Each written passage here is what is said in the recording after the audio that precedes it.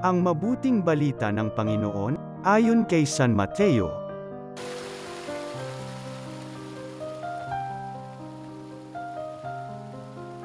Noong panahong iyon, sinabi ni Jesus sa kanyang mga alagad, "Kung magkasala sa iyo ang kapatid mo, puntahan mo siya at kausapin ang sarilinan. Kapag nakinig siya sa iyo, ang pagsasama ninyong magkapatid ay napapanauli mo sa dati at napapanumbalik mo siya sa Ama.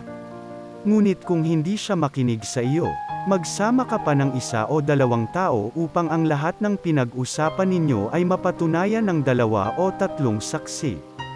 Kung hindi siya makinig sa kanila, sabihin mo ito sa pagtitipon ng simbahan. At kung hindi pa siya makinig sa natitipong simbahan, ituring mo siyang hentil o isang public ano.